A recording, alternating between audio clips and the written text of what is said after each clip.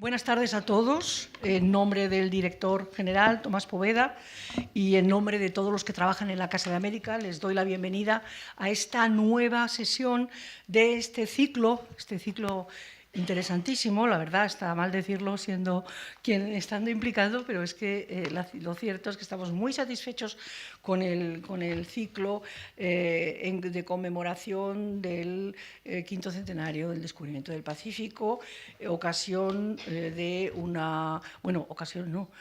alrededor de una gran exposición que está en este momento aquí en nuestras salas de exposiciones en la Casa de América, una exposición del Museo Naval, que el Museo Naval ha organizado y que nosotros hemos alojado y apoyado en Casa de América, para conmemorar este quinto centenario. Alrededor de esta exposición, en torno a este ciclo, hemos organizado este ciclo de conferencias, mesas redondas, películas, talleres infantiles en el museo, en la exposición, cuentacuentos, también presentaciones de libros y estas sesiones que son, digamos, la columna vertebral de este ciclo, las sesiones.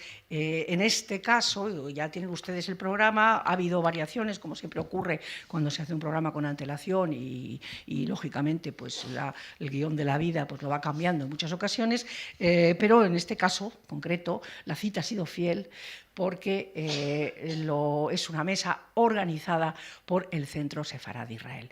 Pedimos al Centro Sefarad de Israel, pedimos a Casa Asia, implicadas lógicamente en esta vertiente pacífica y por supuesto a la Asociación Española de Estudios del Pacífico, pacifistas por excelencia, que nos organizaran una mesa. El Centro Sefarad de Israel, con una puntualidad y una eficacia que en consonancia con todas sus actividades y con todo su quehacer, pues ha organizado esta mesa que a mí me parece muy interesante y muy original, en cierto sentido. Es la presencia judeo-española en el Océano Pacífico. El señor Miguel de Lucas González es el director general del Centro Sefarad de Israel, pertenece a la Junta Directiva de la Asociación Española de Estudios del Pacífico y nos va a hablar de los mitos judíos en el descubrimiento del Mar del Sur. El señor Francisco Mellén Blanco es el vicepresidente de la Asociación Española de Estudios del Pacífico y nos va a hablar de la presencia española de judío-conversos en la expansión española por el Océano Pacífico. Son dos temas, evidentemente, que son realidades históricas muy desconocidas y creo que en ese sentido va a ser una aportación realmente interesante y original a estos aspectos, a los aspectos muy variopintos del descubrimiento, que evidentemente es algo que no terminamos nunca de descubrir, ¿verdad, Miguel? Y que, pues van a causar, yo algo sé, porque he tenido el privilegio de ser en algunos momentos copartícipe o confidente de cómo iba esto, y la verdad es que todo lo que se me ha avanzado me parece realmente apasionante, es como una especie de protodiáspora, ¿no? Sí. Entonces, pues gracias a todos ustedes por estar aquí, confiamos en que sigan fieles como son, ya lo veo, a estas convocatorias, que todavía quedan algunas, y durante todo el mes de lo que queda de noviembre, diciembre y enero, y gracias al Centro Sefarad de Israel por habernos organizado esta interesante mesa, y gracias, por supuesto, a los dos asistentes, al señor Francisco Mellén y a todos ustedes. Gracias.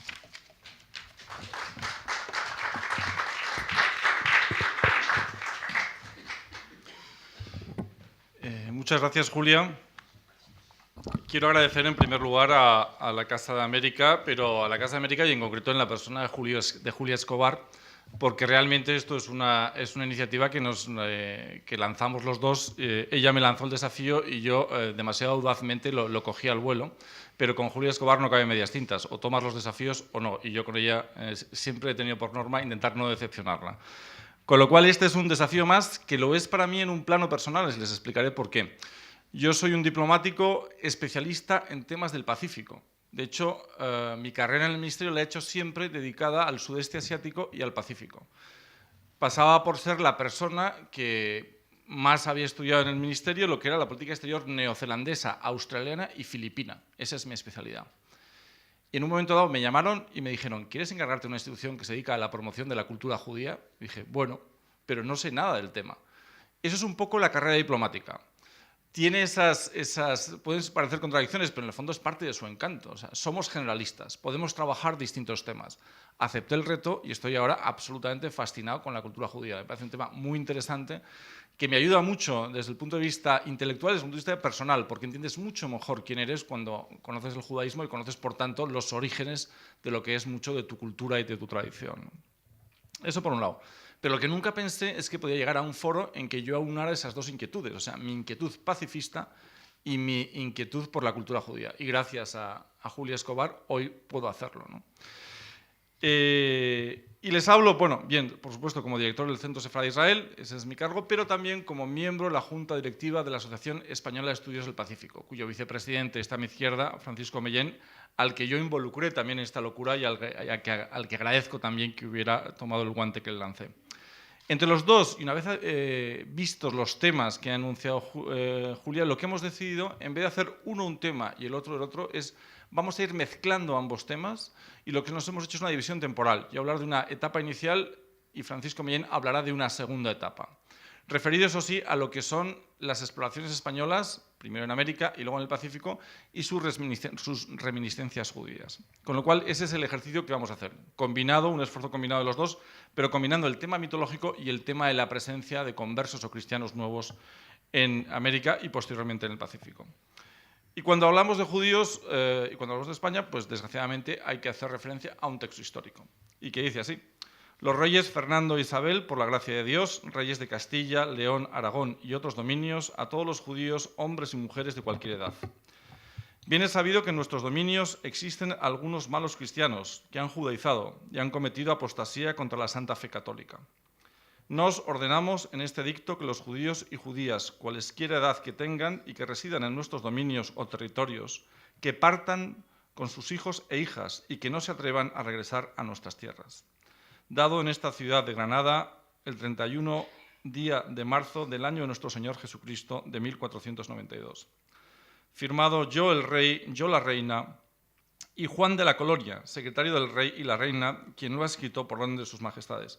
Retengamos este nombre, Juan de la Colonia, porque luego nos dará que hablar. También nos interesaba este tema, incluso desde el punto de vista madrileño, hicimos una investigación para saber cuándo había llegado el decreto de expulsión a la Villa de Madrid. Y supimos que desde Granada partieron jinetes con el edicto a todas las villas de los reinos, y entre ellos Madrid. Y a Madrid, que en esos momentos no era una ciudad de capital importancia, porque evidentemente no era la capital todavía, el decreto llegó el día 1 de mayo de 1492. Pues bien, esta es la situación que crea el llamado Edicto de Granada. Los judíos deben partir de España o convertirse. Pero también cuando analizamos la situación en ese momento, tal vez la expulsión en sí no es el paso más doloroso.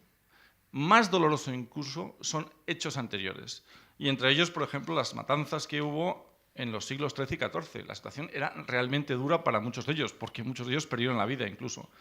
Un paso incluso que dan los propios reyes católicos lo considero como de mucha más agresividad contra el colectivo judío, que es en 1478 la creación de la Inquisición. Oí una vez a cierto judío que me comentaba, si Isabel y Fernando hubieran muerto unos meses antes, unas horas antes de haber firmado el decreto, no el de expulsión, sino el de creación de la Inquisición, hubieran pasado a la historia de España como unos reyes amigos del pueblo judío. Y eso es así. Desgraciadamente hubo un viraje. Vamos a intentar analizar por qué ocurrió. Además, otra idea que tengo que apuntar es que la Inquisición no solo fue algo malo para los judíos o que dañó a los judíos. Es más, cuento una anécdota personal que me ocurrió. Recuerdo que una vez estaba en Sevilla con un grupo de judíos y los llevaba por una calle de Triana. Yo era el único no judío en ese grupo. Y de repente, era tarde por la noche, vimos una flor iluminada y había un cartel que ponía Callejón de la Inquisición. Entonces les dije, oye, perdonadme, que os he traído por esta calle tan inapropiada. Y me dijeron, no, si nosotros no tenemos nada que temer, nosotros somos judíos. Tú, que eres un cristiano amigo de los judíos, es el que tienes que temer. Porque el Tribunal de la Inquisición no se creó para los judíos, se creó para los conversos, es decir, para los que judaizaban. Pero si alguien se declaraba abiertamente judío, simplemente era expulsado. Es mejor, desde luego, ser expulsado que ser quemado en la plaza pública. En todo caso, la expulsión, contrariamente a lo que algunos podían pensar, no fue ni mucho menos, o no conllevó una conversión masiva. Los que ya se habían convertido, ya se habían convertido, y los que tenían que salir, salieron. Pero muchos de ellos son un ejemplo de fidelidad a su tradición, es decir, fueron pocos los que renegaron de su fe a raíz del decreto de expulsión. La cifra total de judíos expulsados, ha habido teorías varias, pero la tendencia últimamente es a reducirla. Se ha hablado entre 50.000 y 200.000, la tendencia es a estar más cerca de 50.000, aproximadamente en 100.000. ¿no? La inmensa mayoría de ellos en Castilla, porque en Aragón las matanzas y los ataques contra los judíos habían sido mucho más intensos, quedaban muchísimos menos judíos en Aragón. Y también podemos preguntarnos, ¿por qué es tan dolorosa? ¿Por qué en la memoria colectiva del judaísmo la expulsión de Sefarad es realmente tan dolorosa? Y podemos encontrar argumentos para analizar eso. Uno, porque es la última gran expulsión. O sea, ya han sido expulsados de Francia y de Inglaterra, que son las otras dos grandes naciones. El resto de Europa está dividido en principados y señoríos. Son expulsados también algunos antes y la inmensa mayoría después. Pero de alguna manera, de las grandes monarquías, porque todavía no se puede hablar de naciones de Europa, Sefarad, o sea, los reinos de Castilla y Aragón, son los últimos. Segundo, fue la más numerosa, o sea, produjo un movimiento de población muy importante, como he dicho. Y segundo, porque el recuerdo de Sefarad en el mundo judío es muy intenso, es de una riqueza cultural, lo que llaman la Edad de Oro, que realmente forja muchos de los aspectos del judaísmo, desde el punto de vista religioso, desde el punto de vista cultural, desde el punto de vista idiomático. Es muy importante la memoria de Sefarad.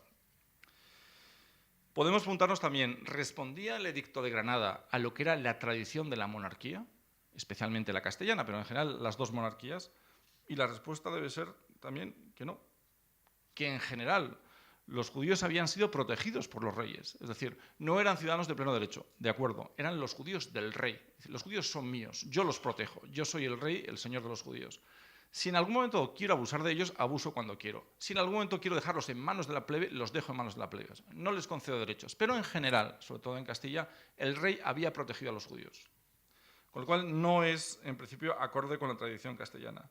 Eran además los judíos, evidentemente, un pilar económico. En Castilla, sobre todo, una buena parte de la población de las ciudades era judía, porque los cristianos básicamente estaban en los campos o haciendo la guerra, pero los burgueses, los menesterosos, la gente, los artesanos, eran en un porcentaje elevado judíos.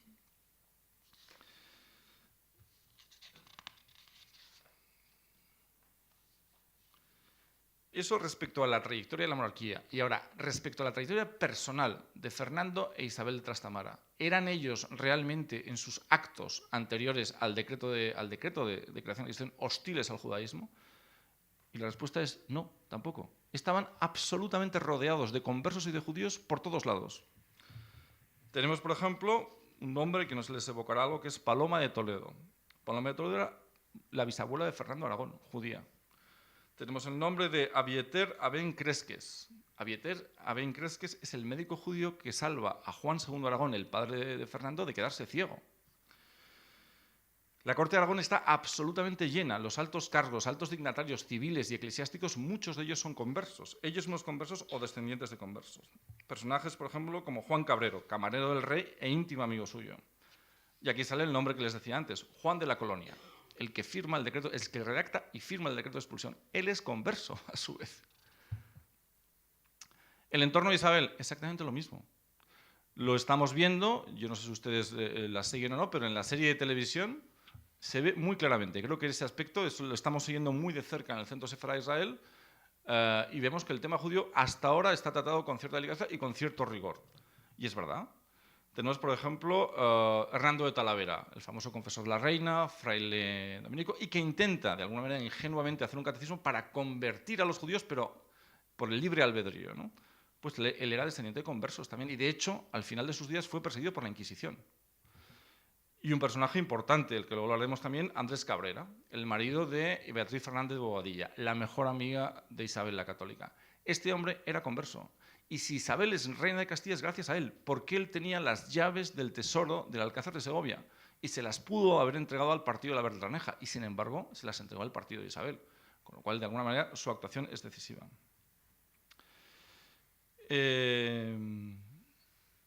También en lo que es que Isabel llegara a ser reina, por un lado, es con ayuda de muchos conversos, pero que incluso se casara con su primo, Fernando de Aragón, no era ni lo previsto ni lo natural. Ella rechaza por 2 veces por lo menos, al rey portugués. No quiere casarse con el rey portugués. Elige a Fernando por los motivos que ella quisiera. Tal vez en la serie hay un halo de romanticismo que probablemente no sea cierto. Pero evidentemente el colectivo que más apoyó esa unión entre Castilla y Aragón fue precisamente el de los conversos. En vez de la unión con Portugal, que era la más lógica, apoyaron esta unión. Por ejemplo, el personaje de Abraham Señor, judío de Segovia. Él está presente cuando Fernando e Isabel se conocen. O, por ejemplo, cuando Fernando viaja a Castilla para conocer a su prometida, ese viaje, el viaje de un rey en distancias largas en ese momento, es un viaje costoso. Hay que mover a una corte entera para llevar al príncipe, ¿no? En ese momento ya era rey de Sicilia, hasta Castilla. Eso cuesta, el presupuesto de ese viaje fueron 20.000 sueldos. Lo pagó un judío de Monzón, en concreto. O el regalo que Fernando llevaba a su prometida, que era un collar de rubíes, 40.000 ducados, que pagaron también los judíos de Aragón. O sea, los judíos y los conversos están vinculados en todo momento a la historia de estos dos monarcas. En definitiva, los conversos juegan un papel primordial y el motivo, un viraje, un cambio de opinión que no es acorde ni con la tradición histórica de los reinos ni con la tradición personal. Yo siempre digo, y es una opinión personal, que pongo más el énfasis en un punto, que es el político más que el religioso. Hay un factor religioso evidente y hay una presión de algunos eclesiásticos evidente, por supuesto que sí. Pero el factor político creo que es esencial también. Ellos crean el primer Estado moderno de Europa, crean una sola administración, un solo ejército, un solo rey, y la conclusión de eso a la que llegan, errónea evidentemente, es una sola religión. No se puede crear un Estado moderno que no tenga una sola fe. Y el precio de todo eso es la expulsión. Error histórico que España ha pagado con creces en los siguientes 500 años. Bien, pues hecha esta introducción sobre lo que es la expulsión, paso ahora a otro aspecto importante que nos pone ya en línea de lo que queremos hablar, que es Cristóbal Colón. Este personaje original, estrafalario, que aparece por la corte y que trae un proyecto, por así decirlo, que en su momento es considerado como una auténtica locura, ¿no? Uno de los temas, yo creo, de los que más se ha hablado es sobre los orígenes de Colón. ¿Quién era Colón? No hay una certeza absoluta, pero yo personalmente acepto la tesis de Madariaga. Pienso que Colón tiene unas reminiscencias judías evidentes. Probablemente él no fuera judío, probablemente él fuera converso, descendiente de judíos, pero que tiene una serie de mitos, una serie de ideas muy propias del judaísmo, para mí es evidente, ¿no? Madariaga sostiene que él es un converso, de sus padres o sus abuelos debieron salir en algún lugar de Cataluña, incluso él lo cifra en Tortosa probablemente, que su verdadero apellido fuera Coulomb, que es un apellido catalán, ¿no? Otro hecho, por ejemplo, importante es que el proyecto de Colón, dentro de lo que fue la nobleza, sobre todo la nobleza castellana, fue un proyecto más bien diferente o con cierta frialdad. Sin embargo, los judíos y los conversos apoyaron decididamente a Colón. Tenía el apoyo, por ejemplo, de Juan Cabrero, secretario de Fernando y gran amigo suyo. Tenía también el apoyo de Luis de Santángel, escribano del Reino de Aragón. El apoyo de Gabriel Sánchez, tesorero mayor del Reino de Aragón. El de Fray Diego de Deza, tutor del príncipe Juan. Y también el de Beatriz de Fernández de Bobadilla y el de su esposo Andrés Cabrero, que antes he mencionado. Todos estos, excepto la propia Fernández de Bobadilla, todos conversos. Por ese motivo, aunque la historia reserva, evidentemente, el lugar a Isabel, que ella fue la que creyó en el proyecto de Colón, al final debe reconocerse que el apoyo de los conversos fue muy importante. El apoyo, por así decirlo, moral y el apoyo financiero. Los conversos pusieron dinero. Y curiosamente, algo muy llamativo, ese dinero de conversos era mayoritariamente aragonés, cuando el proyecto era castellano. Sin embargo, fueron los conversos de Aragón los que pusieron más finanzas. Hay un dicho popular o hay un viejo lema que es por Castilla y por León, nuevo mundo allá Colón, y en Cataluña vamos a decir con dinero de Aragón. Pues es verdad, el dinero de Aragón y era de conversos en buena parte para ese proyecto. Ahora, ¿por qué los conversos apoyan a Colón? ¿Por qué era judío? Colón propiamente seguro no era judío abiertamente, era un converso, pero también hay otros muchos conversos y hay otras muchas personas. ¿Por qué ese interés en Cristóbal Colón y sobre todo en su proyecto, que en el fondo no deja de ser una locura? Y para eso entramos directamente en una faceta que es ya la faceta de los mitos. Y vamos a hablar de un hecho histórico que algunos de ustedes conocerán, que es un hecho histórico en la historia del pueblo de Israel. Y es el siguiente: tras la muerte del rey Salomón, aproximadamente hacia el año 930 a.C., el reino de Israel, que había estado unificado con David y Salomón, se dividió en dos partes. El reino de Israel propiamente, que es el reino del norte, y el reino de Judá, que es el reino del sur. La capital, Jerusalén, quedaba en Judá. De manera que son dos estados independientes. Esto en su momento era realmente una locura, frente al esplendor de imperios que ganaban en ese momento poderío militar. dividir un reino tan pequeño como Israel estratégicamente fue un error que se pagó muy caro. Pues bien, el rey Oseas, rey de Israel, en un momento dado se niega a pagar tributo a Asiria. Asiria, para que se hagan una idea, era un imperio absolutamente brutal. Hemos visto, y evidentemente no era una época de derechos humanos ni de convención de Ginebra sobre prisioneros, cuando había una guerra se mataba a los vencidos, pero Asiria era especialmente salvaje, de hecho en la Biblia. Pues los profetas hablan de Asiria como la gran bestia, o sea, como el poder y la brutalidad de Asiria eran realmente conocidos en el mundo antiguo. Pues bien, Asiria, cuando Oseas se negó a pagar el tributo, llegó hasta el Reino del Norte y el rey Sargón II arrasó el Reino del Norte en el año 721. Y lo arrasó hasta tal punto que el Reino del Norte, que en principio era el reino donde se ubicaban 10 de las 12 tribus, es decir, las tribus del norte, fue de alguna manera aculturizado. Fue masacrado por un lado, pero los supervivientes, que eran básicamente la élite del país, fueron llevados a otros lugares, de manera que su judaísmo, su memoria, se perdió. Se salen de alguna manera de la historia y entran en el mito de las tribus perdidas de Israel. Solo quedan dos tribus, las del sur, que son Judá y Benjamín. Por eso, a partir de ese momento, lo que eran israelitas o hebreos pasan a ser judíos, aunque luego se utilice como un sinónimo, pero en realidad esa es la explicación de por qué los israelitas pasaron a llamarse judíos, porque la tribu básicamente que quedó fue la de Judá, con el ayuda de Benjamín. Pues bien, estas tribus del norte desaparecen de la historia y entran en la leyenda. ¿Y en qué entronca esto con lo que yo estoy contando en estos momentos? Pues básicamente porque esta puede ser una de las claves. O sea, desde entonces, en toda la memoria colectiva del judaísmo, estaba el ansia de encontrar las tribus perdidas. O sea, de alguna manera había que recuperar. O había leyendas, había tradiciones, pero estaba en el ambiente, por así decirlo, de saber qué había sido de ellos. Y este puede ser uno de los motivos, efectivamente, por el que los conversos apoyaban. Pero también no solo eso, es que esa creencia o esa labor casi filantrópica de encontrar las tribus tenía otra posibilidad, que es que esas tribus existieran realmente y al lugar donde iba Colón, esas tribus estuvieran organizadas y de hecho tuvieran un estado o tuvieran un poder militar o algo que pudiera ayudar a los judíos que en ese momento en España, en Castilla y en Aragón tenían una situación tan difícil, pudiera incluso salvarles de ese yugo. O sea, existía incluso hasta ese punto. Primero, el mito de las tribus y luego que esas tribus pudieran ser útiles para solucionar o por lo menos aliviar el sufrimiento que tenían los judíos en España en ese momento. Otro dato no por conocido menos evidente, por lo menos un tercio de los tripulantes de las 3 naves de Colón eran de origen judío.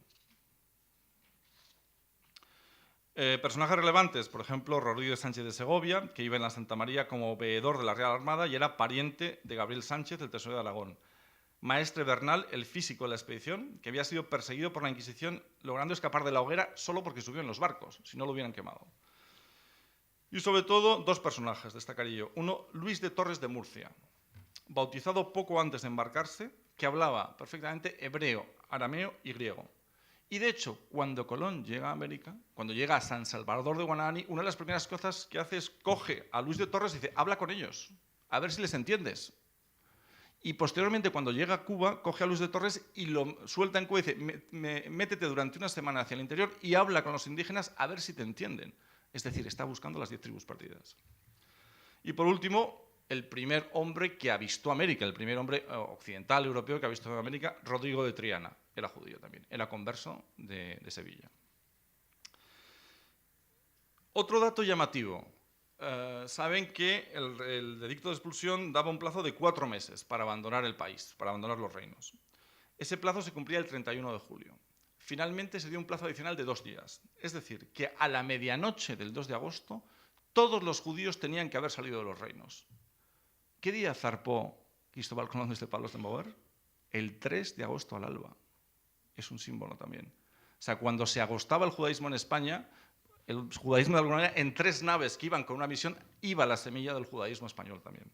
Pero otro dato menos conocido. Esa noche, la medianoche del 2 al 3, Colón quiso que todos los tripulantes durmieran ya en los barcos. De manera que cuando se cumplió el plazo de la medianoche, todos los navegantes, judíos o no judíos, o conversos o no conversos, ya estaban en las naves. O sea, ya de alguna manera habían salido del ámbito de aplicación del decreto de expulsión.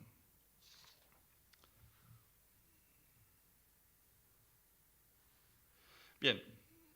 Y luego, referido a la filosofía de Colón, o sea, lo que mueve a Colón en este proyecto. Hay muchos datos y son muchos muy variados. De la influencia, como digo, es un personaje que ha dado lugar a mil historias, sus vínculos evidentes portugueses, se habla incluso de vínculos ingleses e islandeses, que tenía relación con las sagas vikingas. Evidentemente también estuvo en Mallorca, conocía la escuela de nautas de Mallorca, que eran grandes expertos, judíos muchos de ellos, tenía muchas influencias. Pero hay una que entroncan directamente también con el mundo judío, que es la siguiente: la mítica tierra de Ofir. La tierra de Ofir, que son las minas del rey Salomón. Y dice el libro primero de los Reyes de la Biblia: construyó también Salomón naves junto a Elat, en la costa del Mar Rojo, y mandó Hiram para estas construcciones a sus siervos, diestros marineros, con los siervos de Salomón, y fueron hasta Ofir, y trajeron de allí 420 talentos de oro que llevaron al rey Salomón. Es decir, la fiebre, por así decirlo, del oro. Encontrar el lugar donde Salomón e Hirat, rey de Tiro, o sea, fenicio, enviaban sus naves con ese oro con el que se construyó luego el templo. Y no todo era oro, porque en otro pasaje del libro de los Reyes dice: la flota de Hiram, que traía el oro de Ofir, trajeron también de Ofir gran cantidad de madera de sándalo y de piedras preciosas. Con la madera de sándalo hizo el rey las balustradas de la casa de Yahvé y de la casa del rey, y arpas y salterios para los cantores. No vino después nunca más madera de esta, y no se ha vuelto a ver hasta hoy. Pues bien, Ofir era creencia general en ese momento que estaba en algún lugar de la India. Es más, algunos autores hablaban que estaba en las bocas del Ganges. Es el lugar donde más o menos se situaba. Pero Colón toma otro mito, en principio distinto, pero que en algunos momentos, tanto en la Biblia como en la mente del propio Colón, se confunden, que es Tarsis. Tarsis es otro lugar al que también iban las naves a tomar oro y bienes valiosos. Tarsis en algún momento, y algunos historiadores lo han comparado con Tartesos, que saben ustedes es la mítica ciudad que se supone que estaba en la península ibérica.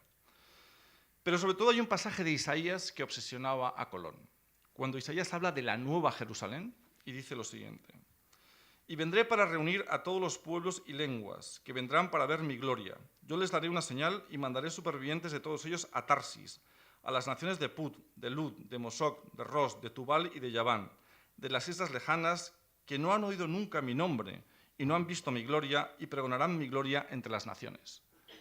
Esto, en términos luego cristianos, es ir por todo el mundo y predicar el Evangelio. De alguna manera es mostraros a los infieles. Pero estas palabras de Isaías son en clave judía, no son en clave cristiana.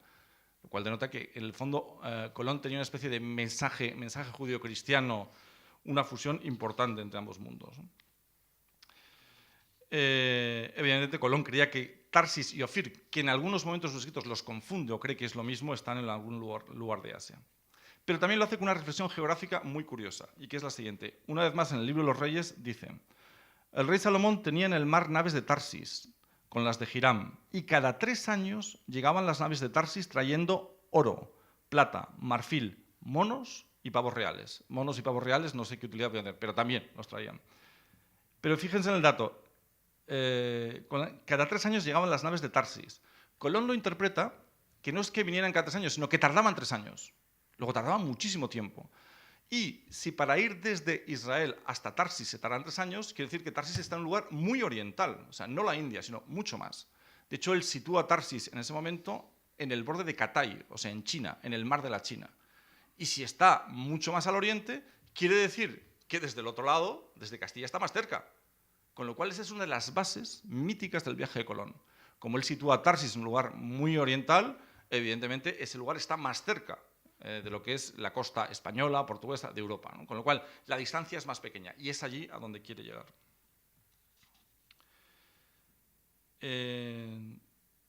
Como decía antes, combina no solo el mito de Ofir. Cuando él ya llega a tierra, efectivamente, las historias que les he contado de Luis Torres de Murcia, intenta encontrar las tribus perdidas, intenta encontrar a alguien que hable hebreo, porque está convencido que la gente que está allí tiene que entender el hebreo, ¿no? Y lo mismo, la misma insistencia, como digo, con las minas del rey Salomón. Tiene algo también, yo creo, Ofir Colón de protosionista, en el sentido de que luego escribe a los reyes católicos y les dice que con el oro que él va a encontrar en Ofir debe ser reconquistada Jerusalén y el monte Sión, bueno, entre sionista y cruzado, vamos a decirlo así. Y deben ser reconstruido el templo con manos cristianas en línea con la nueva Jerusalén de Isaías, es decir, una fusión total entre Isaías y el mensaje cristiano, ¿no? A la manera de Colón, evidentemente, ¿no? Además, como dice Juan Gil en su obra Los mitos y utopías del descubrimiento, Colón a partir de ese momento se convierte en una referencia absoluta, con sus genialidades y con sus aspectos histriónicos. De hecho, la mayoría de los descubridores que vienen después se parecen mucho a Colón, por lo menos en el siglo y medio después. Es decir, tienen algo de visionarios. También había que tener algo de visionario para embarcarse en este tipo de aventuras, ¿no? Pero la imagen o el recuerdo de Colón está presente en muchos de los exploradores posteriores. Bien, pues vamos ahora a ver también los mitos judíos que había en Indias, dejando de lado la figura de Colón. Y uno de ellos, por ejemplo, que esos mitos luego pasan al Pacífico también, es que los indios eran efectivamente descendientes de los hebreos, o sea, de las tribus perdidas. Tenemos un autor francés, por ejemplo, Guillaume de Postel, que habla de la descendencia de Noé. O sea, que los indios descienden de Noé, vienen del diluvio universal. De hecho, en un momento dado habla de Ofir, pero de Postel habla de Ofir, es verdad que en la Biblia se habla de Ofir como un lugar, pero en el Génesis se habla de Ofir como una persona también, distinta. Ofir es un descendiente de Noé. Se dice en el Génesis. Dice, Ofir, hijo de Sem y nieto de Noé, navegó hacia el este, desde Asia, y luego hasta las costas del Perú. Pero otro de los hijos de Noé llegó a América navegando hacia poniente desde la Atlántida. Este buen francés dice que los hijos de Noé llegaron por los dos lados a América. Un mito judío que es Noé pasa a la América española y además por los dos lados.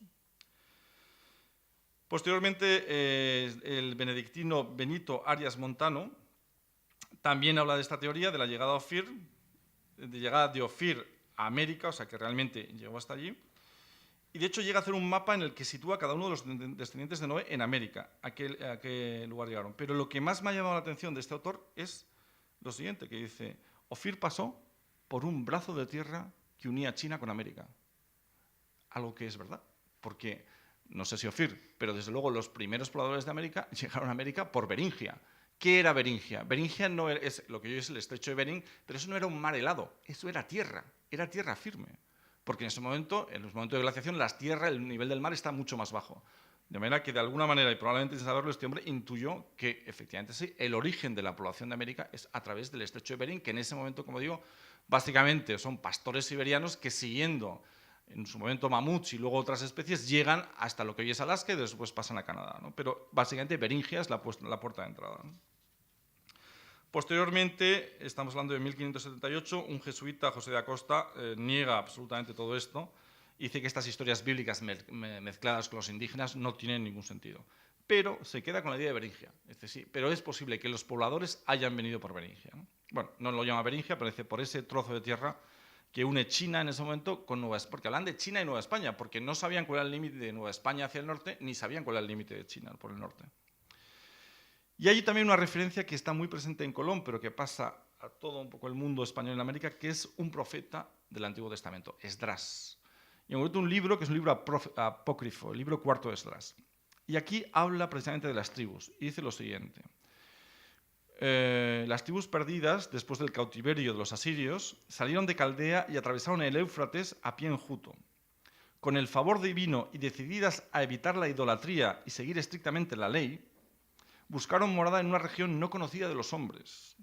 Y en esta búsqueda llegaron a la comarca de Asfaret, que algunos comentaristas reputan como América. O sea, Asfaret es un lugar mítico que sale en el libro de Esdras y que luego algunos comentaristas lo glosan como que está en América, ¿no? Y de hecho, esas tribus teóricamente están en Asfaret esperando el día en que Yahvé sea misericordioso y les permita volver a Canaán. Esa es la profecía de Esdras. Pues bien, un dominico, Gregorio García, en su obra Orígenes de los indios del Nuevo Mundo, afirmaba que efectivamente esto fue así y que este grupo de las tribus perdidas había llegado a América y que estaban en Perú y México. Luego los indios eran descendientes de las tribus perdidas. Luego mezcla en algo más folclórico, dice, junto a las tribus perdidas está la existencia de enanos provistos de una sola pierna, de hombres que no tienen estómago y de cíclopes. Digamos que entra en un mundo mitológico muy poco apropiado para un clérigo de esa época, pero bueno, él dice claramente que las tribus perdidas son los indios americanos. Se hace una pregunta, por ejemplo, que demuestra un poco de ingenuidad, que es la siguiente. ¿Por qué los indios americanos son lampiños? ¿Por qué no tienen barba si los judíos tienen barba? Y llega a la siguiente conclusión. Por la poca sustancia de sus manjares americanos, como son las papas, las yucas, los camotes y el maíz, y por eso han perdido la barba. Y es más, hace una profecía, dice, y los criollos en pocas generaciones a su vez dejarán de tener barba. Evidentemente, una explicación como otra cualquiera, ¿no? Pero muy poco científica. esta teórica ascendencia judía de los indios también se utilizó contra ellos, o sea, se volvió claramente contra ellos. De hecho, se llega a decir que la perversidad de los indios les venía de su supuesto origen judío. Fray Gregorio García, el de los enanos de un solo pie, llega a decir que entre las dos razas existen semejanzas y, por ejemplo, se parecen judíos e indios en ser cobardes, mentirosos, narigudos, guturales de habla, duros e incrédulos para con la buena religión e ingratos para con todos sus benefactores. Pues bien, eso respecto a las tribus perdidas. Ofir también es un mito que pasa a América, no solo a través de Colón. Los descubridores lo tienen muy presente, porque en principio creen que Ofir puede haber, o sea, los descendientes de los navegantes que llevan las naves podían haber llegado a América y podían haber dejado descendencia también, ¿no? También un dominico, Tomás de Maluenda, se pregunta si realmente las naves llegaron a América, ¿por dónde lo hicieron? ¿Lo hicieron por el Atlántico o por el nuevo océano que había sido descubierto?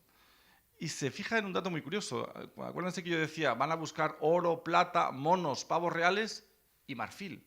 Y este buen dominico dice, ¿dónde hay marfil? Solo hay en África o en India. Entonces tienen que venir por la vía africana. Y hace otra reflexión. ¿Y pavos reales? ¿De dónde son los pavos reales? Son de la India. Es una especie que después se extendió, pero los pavos reales, en principio, en esa época, solo se había en la India. Él llega a la conclusión de que las naves de Salomón venían por el Cabo de Buena Esperanza, porque si no, no podían llevar ni marfil ni pavos reales.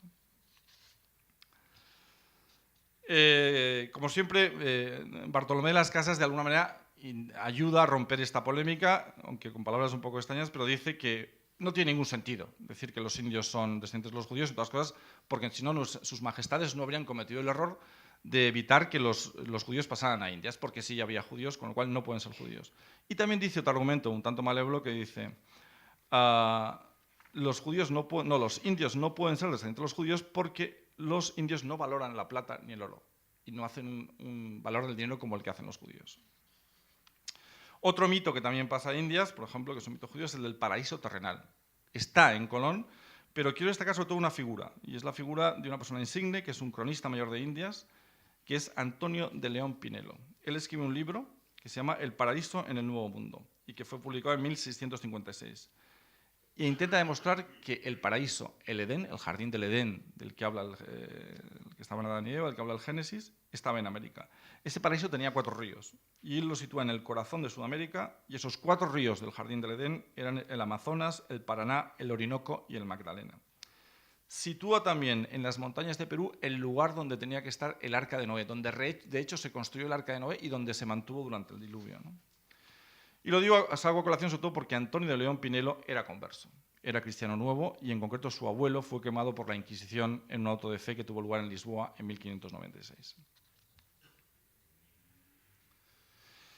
Bien, pues pasamos a otro tema que es el siguiente, los conversos en Indias. En principio la legislación era exigente, no estaba permitido que los conversos o aquellos que habían tenido procesos de transición pasaran a Indias. De hecho, se prohíbe judíos, moros, conversos, herejes o reconciliados por el Santo Oficio. O sea, reconciliados quería haber hecho, de alguna manera, torturados, saneados en lo que es la visión de la Inquisición, ¿no? Pero que efectivamente habían sufrido los rigores de la Inquisición. Pero es evidente que muchos lo consiguieron. Muchos cristianos nuevos pasaron a Indias y, de hecho, ya en 1508 se pide al comendador Nicolás de Obando que expulse a los judíos de la Española. ¿Por qué expulsarlos si no hay? Evidentemente habían conseguido entrar en las naves. Fernando el Católico era más práctico y firmó lo que se llamaba la Composición de Sevilla en 1509, por la cual autorizaba que los marranos y conversos se establecieran en Indias y comerciaran con ellas.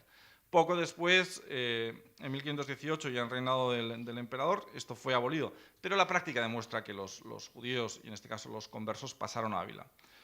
Hay una historia además que entronca con lo que estamos celebrando ahora y con lo que se celebra en esta casa, que es el año de Balboa. Vasco Núñez de Balboa no era judío, pero bueno, en este caso el malo de la película es el que sí que era descendiente de conversos. Como saben, Vasco Núñez de Balboa descubre la Mar del Sur y cuando regresa a su punto de origen le está esperando Pedro Arias Dávila, que es el gobernador de Castilla del Oro, la provincia recién fundada, y básicamente lo decapita, o sea, lo mata. Entonces, Pedro Arias Dávila era el nieto de un célebre judío converso que había sido contador de Castilla, Diego Arias Dávila. Sobrecogedora, por ejemplo, es la historia de uno de los hombres de Hernán Cortés, Hernando Alonso. Había sido uno de los más fieles a Cortés, había estado con él en los grandes hechos de la conquista de México Y no solo como soldado, sino que una vez conquistado México trabajó en la nueva colonia, arrimó el hombro, fue herrero, ganadero, carpintero. Pues bien, era cristiano nuevo. Y en 1528 fue acusado de judaizar.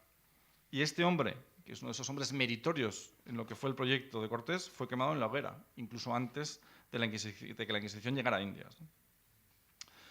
Dato llamativo también es que muchos de estos conversos que pasaban a Indias eran portugueses.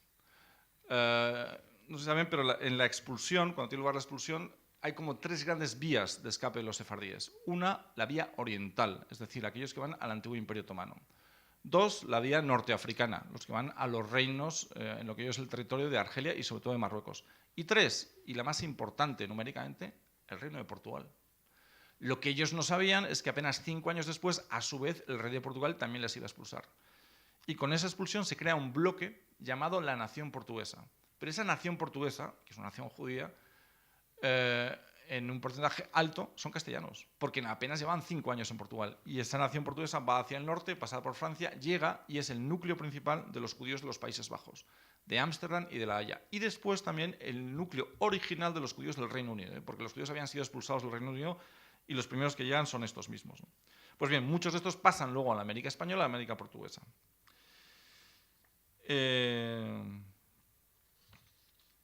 Se crea además, evidentemente, juegan un papel importante estos conversos en lo que es el comercio, sobre todo el comercio dentro de las propias Indias, ¿no? Incluso en zonas o con parámetros de lo que entonces se llamaba contrabando, que en realidad era libre comercio, es gente que se buscaba la vida y lo conseguían. De hecho, los cristianos viejos, había una palabra despectiva para llamar al cristiano nuevo que era mercader, que era mercachifle.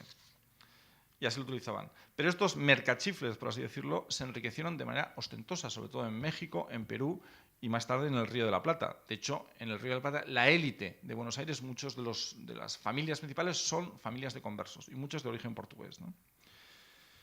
Es una evidencia que durante muchos años en Indias había un sistema mucho más liberal que en España. De hecho, los judíos judaizaban.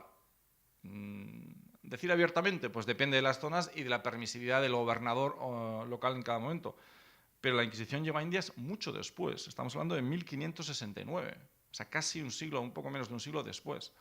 De manera que, si no aceptado, por lo menos consentido, los judíos tenían una cierta libertad de actuación y de culto dentro de lo que eran las posesiones españolas en América. Efectivamente, la imposición de la Inquisición tiene lugar por cédula real de Felipe II de 29 de enero de 1569, aunque tardó algunos años en implementarse. Curioso dato, por ejemplo, es que el tribunal no era universal. Por ejemplo, excluía a lo que era la parte más importante de la población de América. Los indios no estaban sujetos a la Inquisición. Entonces, el delito principal era evidentemente judaizar, pero había otros delitos, pero no los de los indios. Los indios, de alguna manera, fueron salvaguardados de los rigores de la Inquisición. He encontrado otro caso muy llamativo y que quiero sacar a colación, que es el de una persona, el que podríamos llamar el paradigma o el prototipo de conquistador español, de militar ejemplar, de persona que cree realmente en un proyecto político. Se llama Luis de Carvajal y de la Cueva. Fue el fundador del nuevo Reino de León, en México, y fundador de la ciudad de Monterrey, una de las ciudades principales de México hoy en día. En 1580 consiguió capitulaciones del rey para conquistar Nuevo León y fundar ciudades allí, y montó una flota en la que había 100 familias de España, muchas de ellas cristianos nuevos y muchos de ellos con origen en Portugal. Lo consiguió, llevó a cabo su conquista, fundó una ciudad, fue, por así decirlo, un militar exitoso, pero en un momento dado se le acusa de judaizar. Y efectivamente, él era cristiano nuevo, era de origen portugués. Pues Luis de Carvajal y de la Cueva murió en las mazmorras de la Inquisición. No llegó a ser ajusticiado porque murió a causa de la tortura antes. Pero el dolor más grande no es ese, es que toda su familia murió en la hoguera, en un auto de fe en la Ciudad de México en 1596. Ahora viene y dice, ¿toda su familia? No, hubo una persona que se salvó. Y fue su hermana Leonor. ¿Y por qué cuento esto? Porque Leonor consiguió escapar de la Inquisición en México, insisto, una familia conversa portuguesa que pasa a Indias, mexicana. Leonor escapa y va a Italia. Y ahí se casa con algún miembro de la comunidad judía, y luego su nieto es una persona relevante en la historia del judaísmo porque es el creador de una de las grandes sagas del judaísmo moderno. Si les digo su nombre, ustedes lo entenderán. Se llama Judá León Montefiore. Los Montefiore vienen de esta historia. Son descendientes de un conquistador español que fue ajusticiado por la Inquisición en México.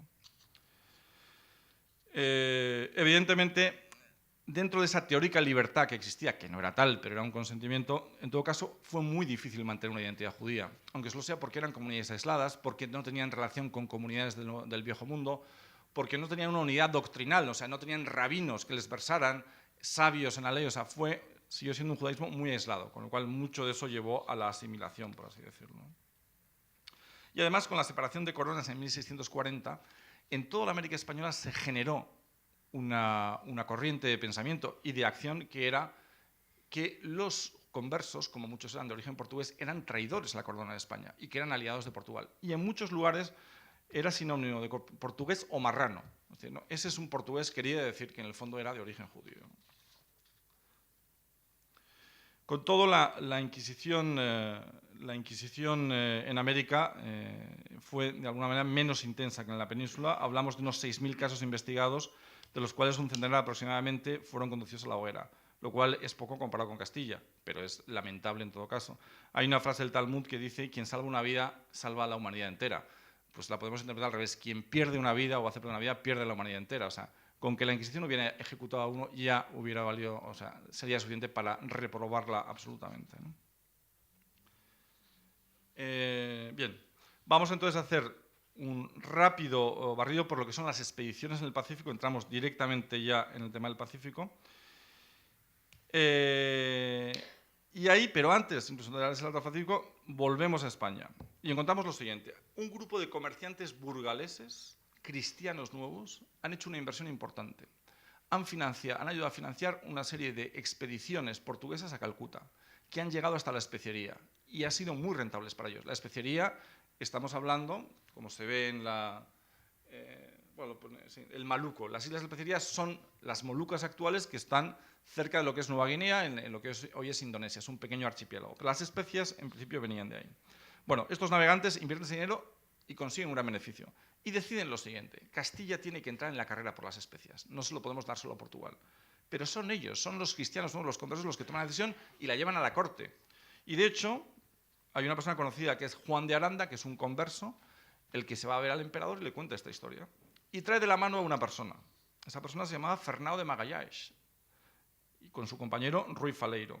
Pero Fernando de Magallanes es Fernando de Magallanes. Es un portugués que ya había estado en Asia, había estado en Calcuta y era un experto navegante. ¿De la mano de quién llega a Castilla? De la mano de los conversos, de los cristianos nuevos. De hecho, hay otro converso, Cristóbal de Haro, mercader burgalés también, que es el que hace posible la expedición, porque de hecho pone 1.600.000 baranices para la expedición de Magallanes. Esta es la expedición de Magallanes Elcano, o sea, la de la primera circunnavegación del globo.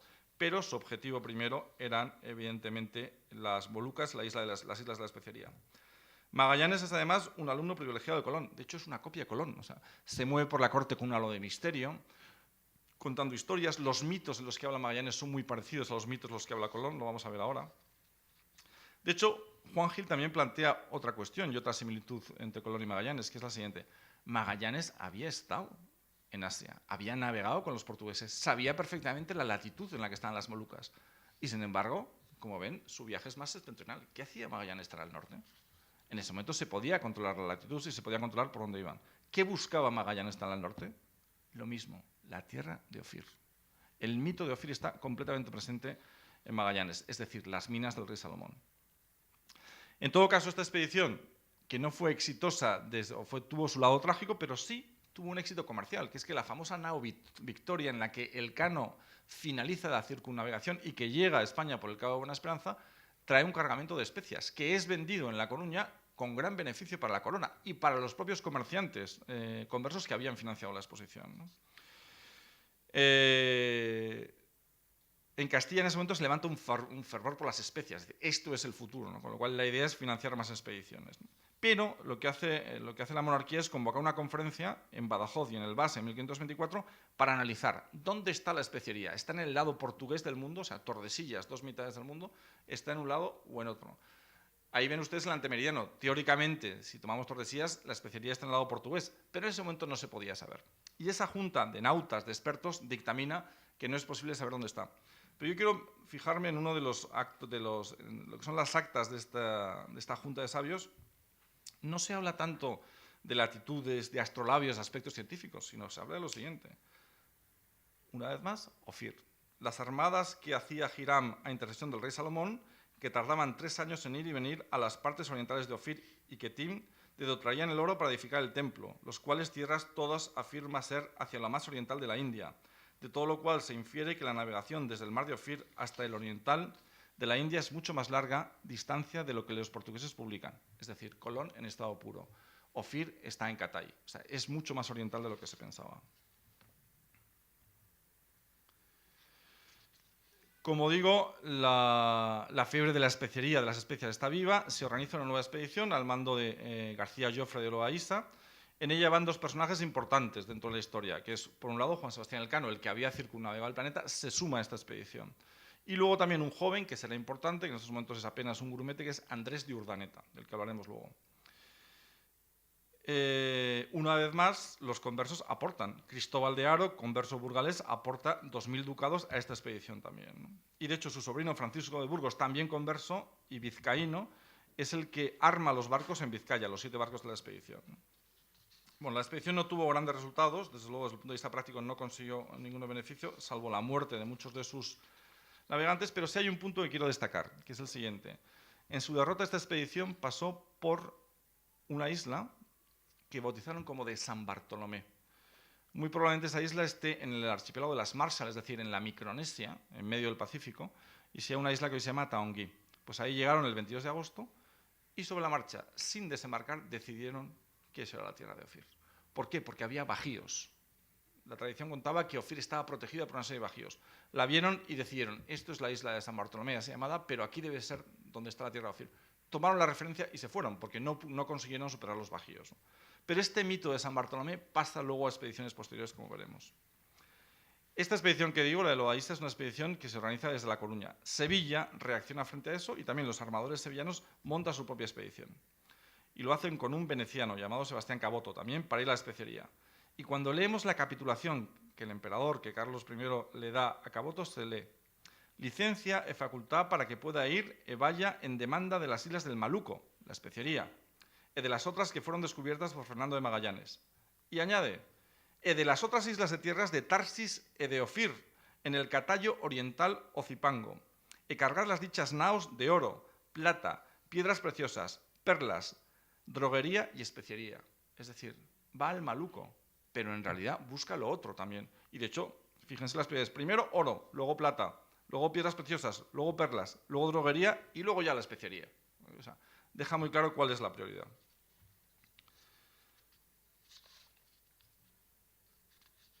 Bien, avanzamos. El hecho de que digamos, los proyectos de la especería acabaran fracasando, no tuvieran el resultado deseado, llevó a que el emperador cediera los teóricos derechos que podía tener a Portugal a través de un tratado que fue firmado en Zaragoza, ¿no? Y a partir de ese momento se buscan nuevos parámetros. De hecho, ya no se habla más de la especería, sino que se habla de un nuevo archipiélago, bueno, ya conocido, porque Magallanes estuvo él, que eran las Islas de Poniente o Islas de San Lázaro, y que luego serían llamadas Islas Filipinas, en honor de Felipe II. Y también había otra clave que era muy importante. Los españoles habían conseguido llegar desde América al Asia, pero no habían conseguido volver. Básicamente lo habían intentado demasiado al sur. Entonces, es muy importante la idea de encontrar un tornaviaje, es decir, cómo regresar desde las islas de Poniente hasta América, ¿no? Que es el puerto de origen.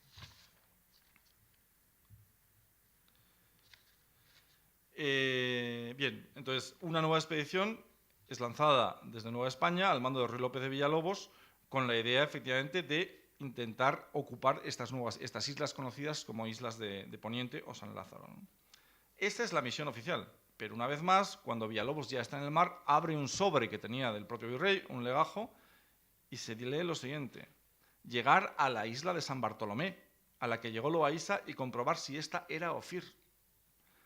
Esta isla de San Bartolomé dicen que es de donde se lleva el tesoro a Salomón para edificar el templo. Luego, una vez más, en una expedición que teóricamente su objetivo es colonizar Filipinas, instrucciones secretas del virrey, buscar la tierra de Ofir, las minas del rey Salomón. El resultado, evidentemente, no fue tampoco nada halagüeño. De hecho, tal vez si Villalobos pasó a la historia fue porque él, esa afición toponímica, de alguna manera es el que da a las islas de Poniente el nombre de Filipinas, en honor del que todavía era príncipe y que luego fue Felipe II, ¿no? Sí, de alguna manera todo el fervor decae y 20 años después se organiza una siguiente expedición también a las Islas Filipinas alrededor de una figura que es Andrés de Urdaneta. El que había sido un grumete en la expedición de Loaiza es ahora un fraile agustino experto nauta y el rey confía especialmente en él y alrededor de él se monta esta expedición. Objetivo de esta expedición, colonizar las Islas Filipinas, conseguir el tornaviaje y una vez más, misión secreta, ir a la isla de San Bartolomé y cerciorarse si la isla de San Bartolomé es decir, no olvidemos que Urdaneta había estado en San Bartolomé, había ido ahí, había pasado, había visto los bajíos como grumete, no como experto nauta todavía. Esta expedición en la que va Urdaneta es la de Miguel López de Legazpi, que es la que realmente consigue crear el primer asentamiento permanente en Filipinas. Pero incluso más importante que eso, como decía antes, es lo que consigue Urdaneta dentro de esa expedición, que es el tornaviaje, es regresar desde Filipinas, desde el Asia, regresar a América. ¿Cómo lo hizo? Por una vía nueva. Siempre se había intentado por la línea ecuatorial o incluso más abajo. Él decidió ir al norte. Es decir, como se ve en esta diapositiva, la línea es muy septentrional, o sea, se acerca a regiones casi árticas, por así decirlo. O sea, esa es la vía, en el fondo, en la que los vientos permitían el tornaviaje, el regreso desde Asia hasta América.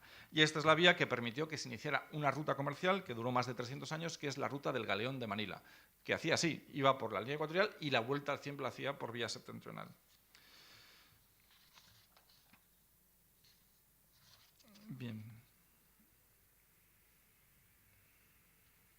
Y vamos a hacer, si quiere, una leve mención a lo que es el fenómeno de Filipinas y su relación también con el judaísmo o con los cristianos nuevos, ¿no? Pues como hemos dicho, es un archipiélago que fue llamado San Lázaro o Islas de Poniente y luego fue bautizado como Filipinas y que en realidad tenía un nexo unión, que fue el galeón de Acapulco y Manila. Pues bien, desde el principio también, desde la primera expedición de Legazpi, desde las primeras llegadas al galeón de Manila, hubo cristianos nuevos en Filipinas. No fue una excepción a lo que fue el resto de América, ¿no? Y lo hubo entre los conquistadores y lo hubo también entre los comerciantes, que desde el principio o bien se asentaron en Filipinas o bien desde Nueva España hacían comercio con Filipinas y controlaban parte del flete del galeón de Manila. Tenemos un ejemplo, por ejemplo, que es Sebastián B. de Acevedo. Es un converso de Nueva España que vivió en el siglo XVII y que era el líder, por así decirlo, de la élite criptojudía. Es decir, este no solo era cristiano nuevo, este judaizaba y se sabía que judaizaba, ¿no? Y su hermano, Antonio Báez de Acevedo, en concreto, se estableció en Filipinas y era el nexo de unión entre los dos hermanos a través del galeón de Manila. Luego, los cristianos nuevos están presentes en Filipinas desde el principio. Y, de hecho, como comentaba antes, con la separación de coronas, los portugueses son denunciados ante la Inquisición porque se les considera además no solo judaizantes, sino traidores. Y ahí se descubre que muchos de estos comerciantes portugueses de Nueva España y de Filipinas tienen auténticas redes de comercio, que comerciaban directamente con otros lugares de América, que tenían conexiones con familias de Brasil.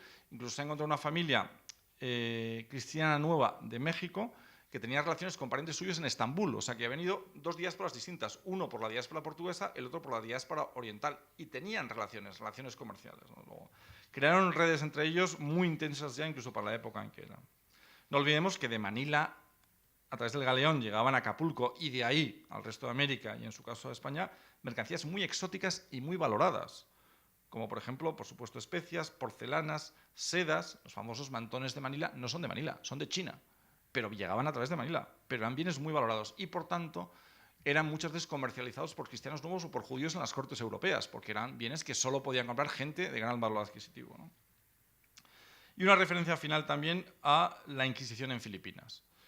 Filipinas no tuvo un tribunal como tal, no se constituyó nunca un santo oficio en Filipinas, sino que fue una, digámoslo así, delegación de Nueva España. Los expedientes también son de acusaciones varias, por ejemplo, y como decía, los indios, y también en el caso de Filipinas, los habitantes de Filipinas están libres del control de la Inquisición. Judaizar es el delito principal, pero no el más numeroso en este caso, sino que los más numerosos son mucho más prosaicos. Son, por ejemplo, bigamia, blasfemia, brujería, nigromancia, desobediencia al santo oficio, superstición, usar trajes de moros, usurpación de órdenes sacerdotales y riñas entre frailes. Todo esto perseguía la Inquisición en Filipinas, primordialmente. Uno de los primeros casos del santo oficio en Manila fue el de dos cristianos nuevos, los hermanos Jorge y Domingo Rodríguez, que son encontrados culpables de judaizar Son enviados a Nueva España y en 1593 son quemados en la plaza pública en México. Hay procesos también contra Manuel Gil de la Guardia, portugués de casta y generación de cristianos nuevos por judaizante, Diego Hernández Victoria por judaizante también. Aquí, por ejemplo, hay uno que es absolución de Jorge Adrián y de sus hijos frente a las sospechas de ser judíos. Y una serie de procesos que he encontrado que me han parecido los más llamativos, que son, por ejemplo, los siguientes. La denuncia, atención a esto, presentada por Juan Méndez Esporán en artículo mortis. O sea, él mismo se autodenuncia la Inquisición y dice que él mismo ha judaizado y su madre también.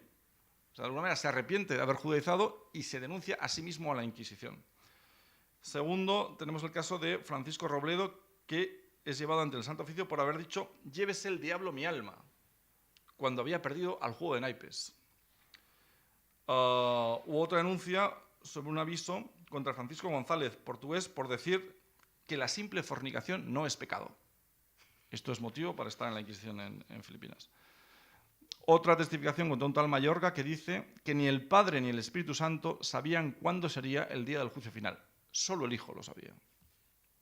Y por último, el más original, el testimonio contra Elvira Lucano, porque ponía debajo de la almohada de su marido una hierba llamada jalampona para que no sintiera en la noche cuando llegaba su galán, y que si en 5 días no se la quitara, no despertaría, y teniéndola mucho tiempo era bastante para volver loco al que la tuviera, marido o galán. Estos son en lo que perdía el tiempo, por decirlo, la Inquisición en Filipinas, dado que no era tan fácil perseguir a personas que judaizaron. Muy bien, pues yo termino aquí y le doy la palabra a Paco para que nos hable de la Terra Australis Incógnita. Continúo entonces con el programa que hemos preparado entre Miguel y yo. La búsqueda de la Tierra Australis Incógnita.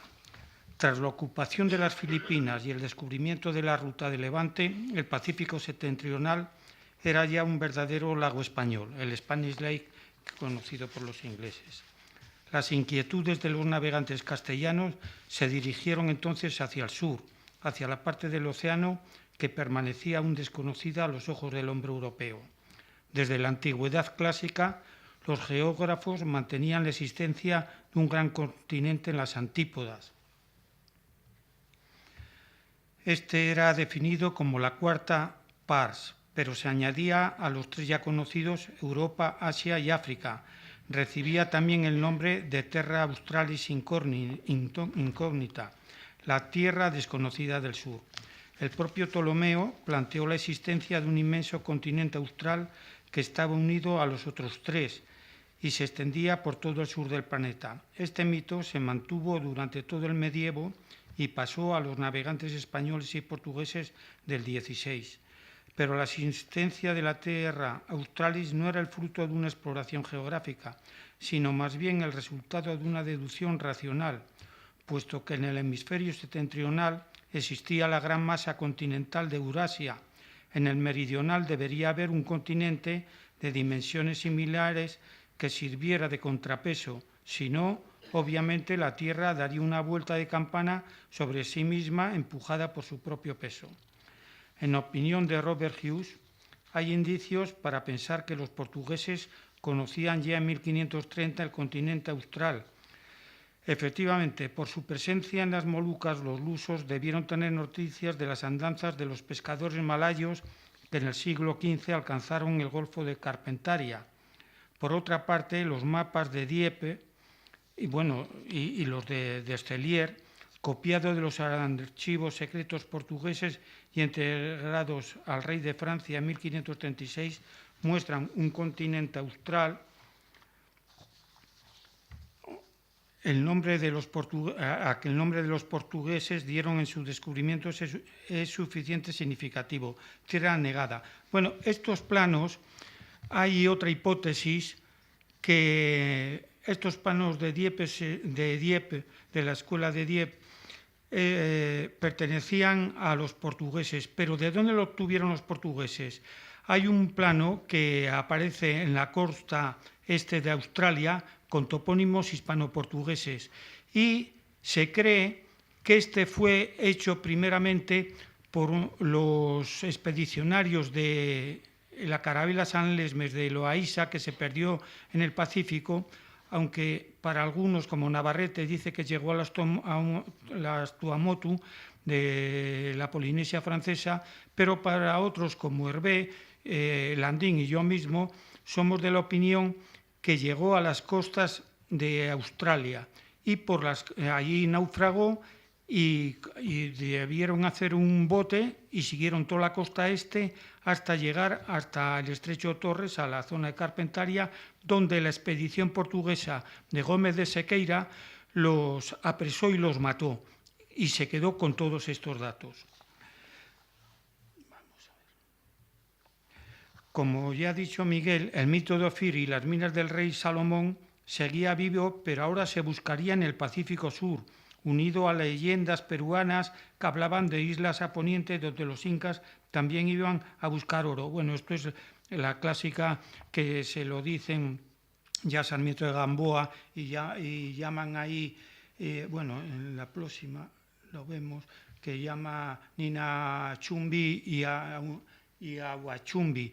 Estas, curiosamente, son conocidas también como Isla del Oro e Isla de la Plata y aparecen, por ejemplo, en los planos de Ortelius, que están enfrente de China y de Japón.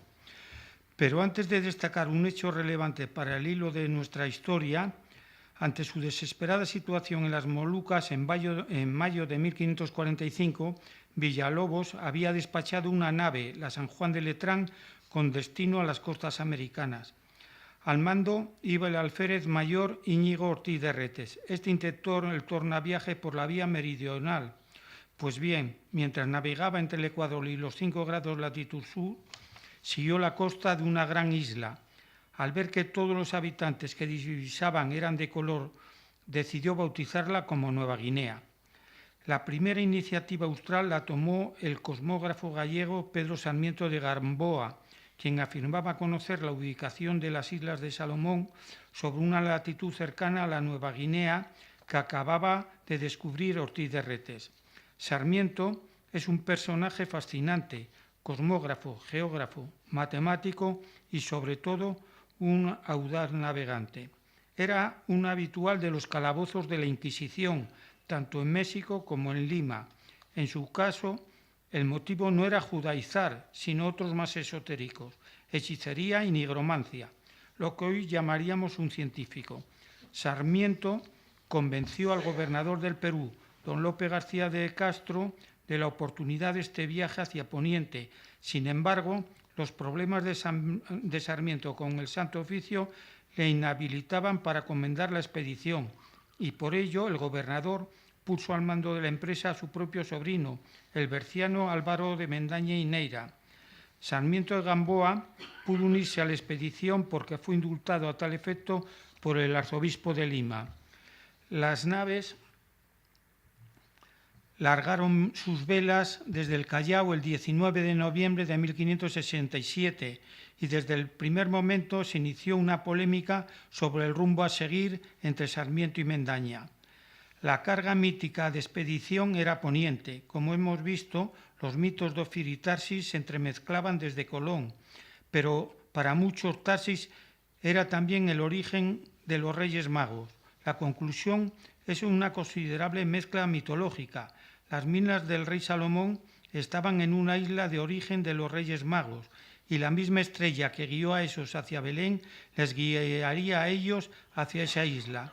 Un dato más aumentaba la carga del mito. La nave capitana de la expedición de Mendaña se llamaba Tres Reyes.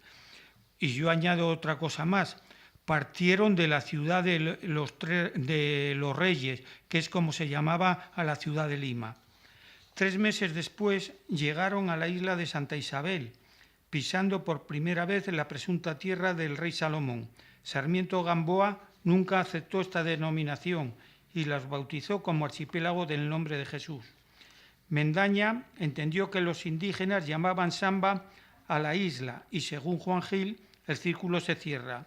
La flota busca las minas de Salomón bajo la advocación de los Reyes Magos y estos, con su estrella y a bordo de un barco bajo su advocación, les guían a Saba, su isla que Mendaña también confunde con Ofir. Definitivamente, solo podría tratarse de las islas a las que Salomón enviaba sus naves.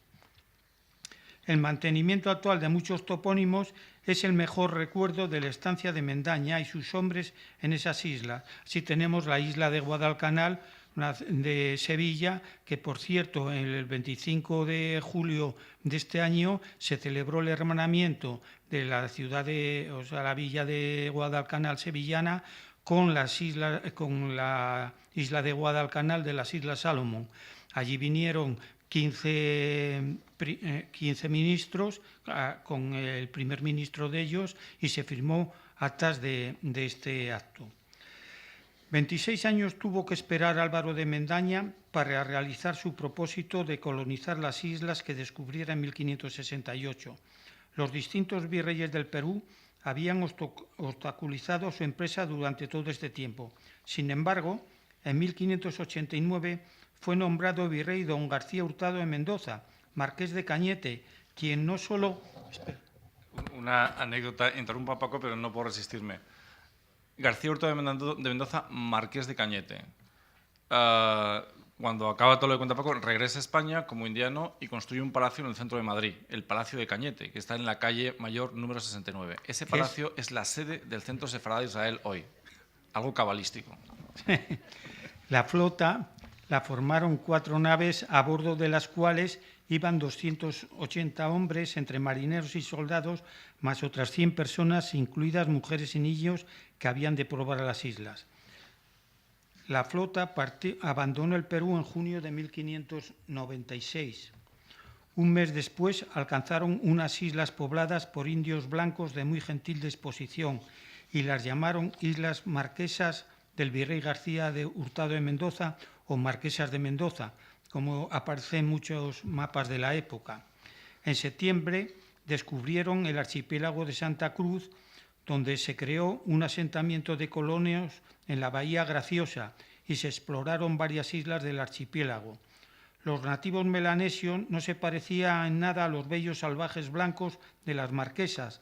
La gente era de color negro atezado y algunos más loros, hombres todos de cabellos frisados. Y las relaciones con ellos, aunque inicialmente cordiales, acabaron también en tragedia. El destino de esta expedición fue todavía más trágico que el de la primera. El 18 de octubre moría de fiebres Álvaro de Mendaña, adelantado de las Islas Salomón, y en su testamento nombraba gobernadora a su mujer Isabel de Barreto, quien a partir de entonces mandaría la expedición a que la leyenda y Robert Graves definieron como la reina de Saba, señora de las Islas de Salomón.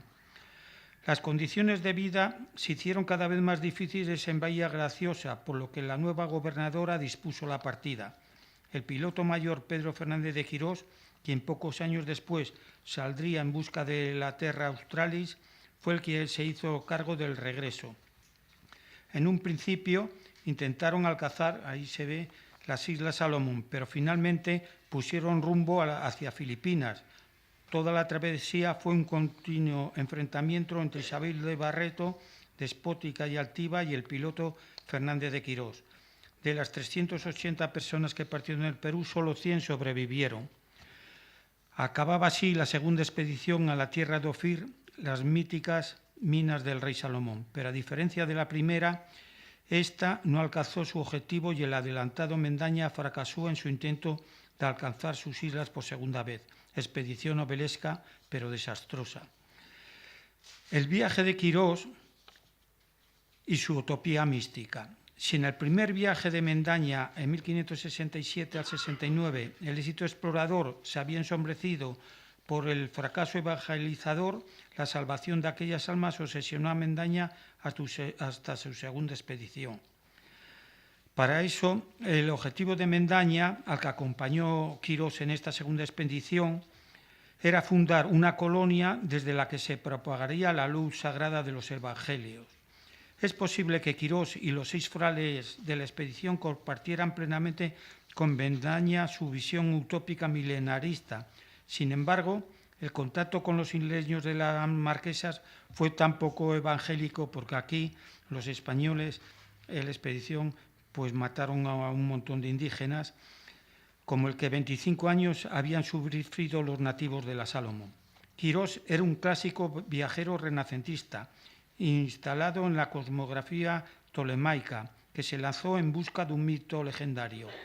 Al obtener el mandato de Felipe III para su empresa, así como la bendición de Clemente VIII, Quirós vio la mano de Dios en estos hechos y estaba convencida que su destino era de cumplir con esta misión con la ayuda de los frailes.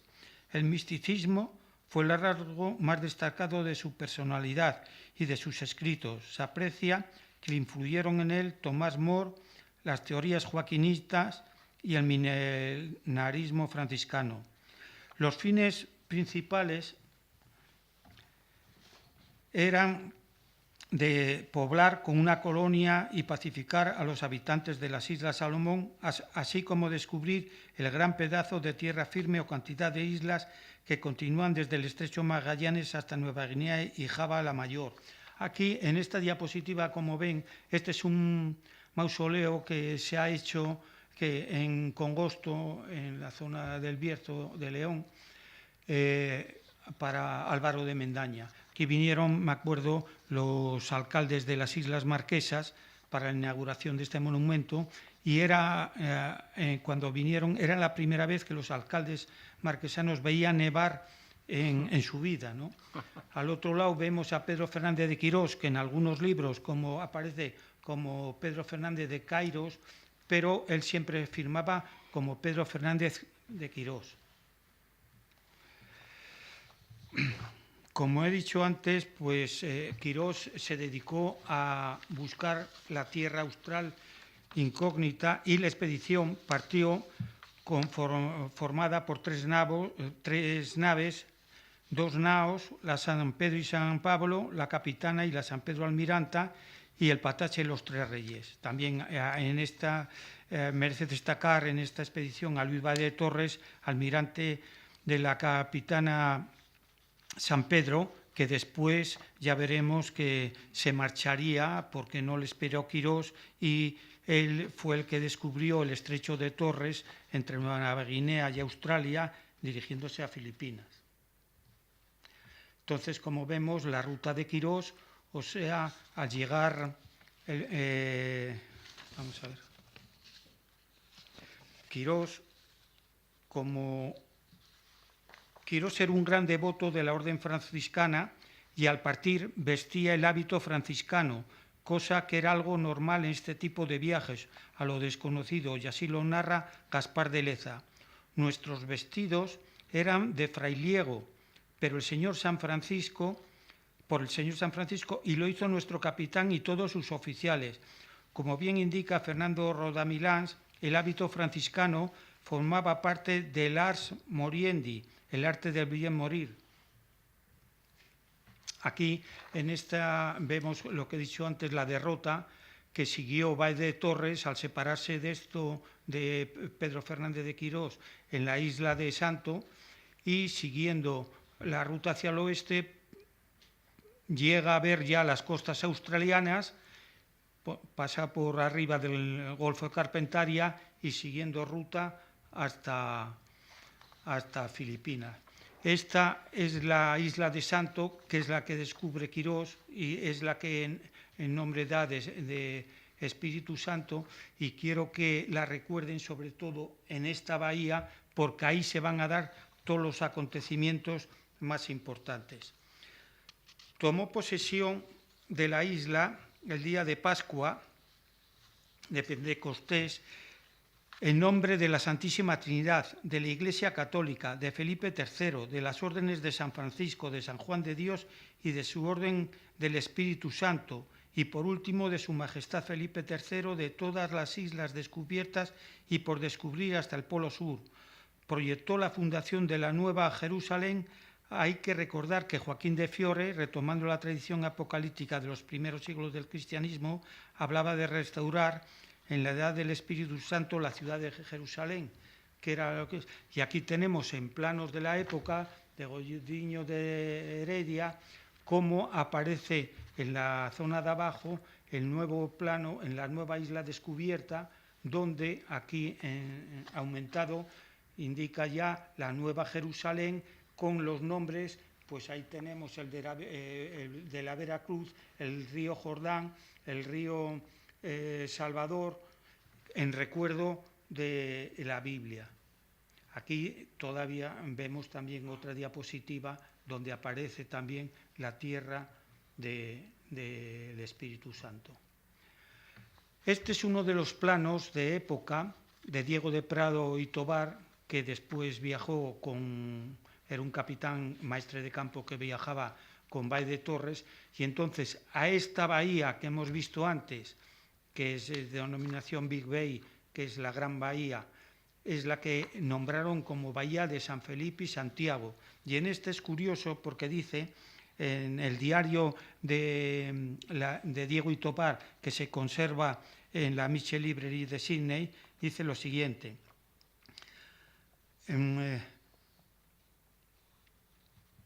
Su almirante el día de San Felipe y Santiago le pusieron este nombre, el cual, sondando la costa que está norte-sur, halló el puerto y ríos en ella construidos, y por haber surgido el día de Santa Cruz, le pusieron por nombre el puerto de la Veracruz.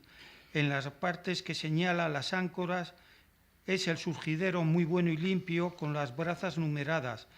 Los demás es sin fondo y acantilado. Está poblada de gente negra que traen los vestidos que sacaron del vientre de sus madres. Cubren sus vergüenzas con hojas de árboles.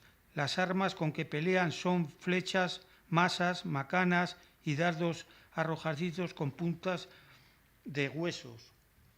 Entonces aquí vemos la toponimia española, y aquí este es otro de los planos que acompaña esto, y vemos lo que relata muy bien Diego de Prado y de Torres, Diego de Prado y Tobar, y aquí vemos con lanzas, unas macanas, unas flechas envenenadas. Y curiosamente esto fue en el cuarto centenario de Pedro Fernández, la llegada de Pedro Fernández de Quirós. En la misma bahía vemos cómo visten los nativos, que son idénticos y como aparecen en los dibujos. ¿Qué encontraron en esa isla? Pues unas chozas donde había quijadas de cerdo, que era donde se alimentaban la mayoría de los pobladores y que les sirvieron, por cierto, de alimento a los españoles durante su estancia de 50 días en esta isla. En esta diapositiva se aprecia una bandera de Pedro Fernández de Quirós, llevaba dos, pero esta es una de ellas, y que curiosamente aparece por un lado el Cristo crucificado y al lado San Pedro, que era el nombre de él, y San Pedro encima del mundo. O sea, él también se daba como un poder autoritario sobre las tierras descubiertas. Pero, curiosamente, esto es típico, porque estos son estandartes del siglo XV, del siglo XVI y XVII, que están en el Museo Naval, y que aquí hay una persona, Carmen, que representa y comisaria a su vez de la exposición del Pacífico, y yo les sugiero y les recomiendo que vayan al Museo Naval y vean estos dos estandartes enormes que existen, uno en el del primer conde de Fernán González, y como vemos que ya en esa época aparece el Cristo, un lado aparece la Inmaculada y otra aparece Santiago Matamoros, y en el estandarte real de los Oquendo, que está en una sala que lo han restaurado y ha quedado ahora perfectamente bien, pues yo ya les digo, les sugiero que vayan a verlos al Museo Naval. La bandera de Prado y Tobar, según el cronista, llevaba la cruz de Calatrava, que no sé por qué la llevaba, si era por algún distintivo de los Prado que pertenecían al orden de Calatrava, y curiosamente este Diego de Prado regresó a España, puso unas cartas contra Quirós, porque decía que era de la Rúa Nova, que era un mentiroso y que todo lo que decía era embuste, y este Diego de Prado se metió Basilio aquí en Madrid, en los monjes basilios, y entregó estas banderas a una iglesia madrileña que han desaparecido, por cierto. Como decía anteriormente, Quirós era muy religioso, era gran devoto de la orden franciscana, y curiosamente como decía antes, el hábito franciscano formaba parte del ars moriendi, y que era el arte de bien morir post-tridentino, y era el símbolo de la idea evangelizadora del viaje de Quirós. Con ello también recortaba la cita de Melior es dies mortis die nativitatis, que es mejor es el día de la muerte que el del nacimiento. Este es curioso porque igual lo conocen ustedes. Esta pintura está recogida en la bóveda de la capilla franciscana de la ciudad de Évora, donde nació Quirós, que es la capilla de los huesos, que no sé si la conocen. Y hay una, precisamente en España, también una capilla de huesos, que está cerca de aquí, en Valladolid, que se llama Santa María de Bamba, que está también toda llena de huesos y de calaveras. Hasta hace poco estuvo cerrada porque algunos estudiantes de la Universidad de Medicina de Valladolid iban allí para coger los huesos para estudiarlo, y entonces se iba cayendo poco a poco. Entonces aquí es curioso, ven ustedes que este lema aparece en los jeroglíficos de Felipe IV en el Monasterio de la Encarnación de Madrid, cuando se hizo un mausoleo para las exequias, adaptado más tarde en los jeroglíficos ilustrados pamploneses de las exequias de Felipe V, en cuyos dibujos aparecen enfrentados, ahí vemos, un sepulcro y una cuna, como se aprecia también en el dibujo de la capilla evorense. Han sido estudiados con todo detalle por José Javier Azanza en Emblemata Aurea, y aparece una glosa, unos versos con el siguiente versos. Dice: si en la cuna encontré el ser, en la muerte hallo el reinar, luego más voy a ganar en el morir que en nacer. Esta es la gran bahía, y al fondo se ve, todavía se mantiene la toponimia del Cabo de Quirós, al fondo es inmensa. Y en esta gran bahía, en el cuarto centenario, se inauguró un mausoleo con un busto de Quirós, y vinieron ahí diferentes personalidades, como vemos aquí en el centenario, en el cuarto centenario, y es curioso porque esto lo aprobaría totalmente y estaría flipado, se puede decir, Quirós, al ver el resurgir de las banderas que había allí. Y curiosamente en esta de la parte derecha aparece la bandera de Israel con la cruz de David en medio. Curioso, pues entra también dentro de lo que ha comentado antes. Durante las fiestas que hizo Quirós en mayo, entonces dice, vamos a ver, dice, ahí viene un texto.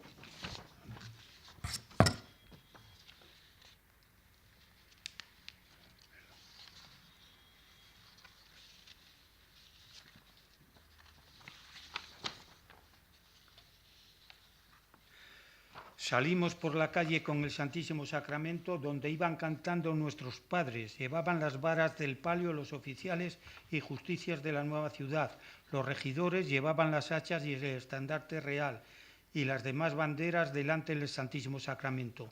Iba la cruz que nuestro general había mandado hacer en manos del secretario Juan de Arano. Luego iba una danza de espadas, todos vestidos de seda que las había dado el general. Hubo otra danza de niños cantando en loor del Santísimo Sacramento, también vestidos de seda. Aquí, como vemos, yo he puesto una foto de danza de espadas de Huelva, pero esta danza de espadas se da en toda la península, desde el sur hasta Galicia, hasta el norte. En el norte recibe el nombre de espatadanza, en el País Vasco, y en la zona levantina también.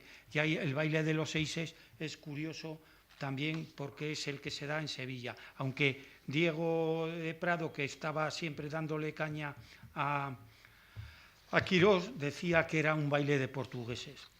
Esta es la bahía, la parte oeste de la Big Bay, que Quirós se encuentra, decía que era enorme, y es donde dice, no sabéis, era tan enorme que podían entrar varias armadas dentro sin pegarse unas a otras.